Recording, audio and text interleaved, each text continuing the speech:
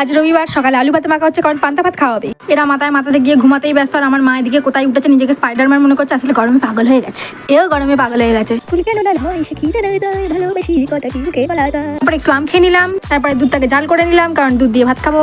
রবিবারে সবাই মাছ মাংস খাচ্ছে, আমরা দুধ দিয়ে ভাত খাচ্ছি। তারপর বিকালবেলা 4টার সময় মনের বৃষ্টি হচ্ছিল, আর এই বৃষ্টির জন্য পাগল হয়ে গেছে। এরা শোবে, বসবে না, দাঁড়াবে না, ঘুমাবে, এখনো সঠিক সিদ্ধান্তে এসে পৌঁছতে পারেনি। আমার মা ওদের জন্য 5 কোটি টাকার গদি দিয়ে বিছানা করে দিয়েছে, কিন্তু শয়তানগুলো ওখানে না শুয়ে আমার মায়ের উনুন সালে শুয়ে আছে। ঝড়েতে গাছটার ঘটি বেঁকে গেছে। যাই হোক, আমি একটু পেয়ারা মাখা খেয়ে নিলাম। এমন বেদরা ওয়েদার দেয় না, বিকাল 4টার সময় হ্যাঁ রাত সন্ধ্যাবেলা মনে হচ্ছে। তুই পেয়ারা খাও অঞ্জলি, আর আমি আমার গায়ের পোকাই খাই। আমাদের ঘরে কই মাছ ঢুকে আসছে, এই যে একটা খালি কই মাছ পাইছি।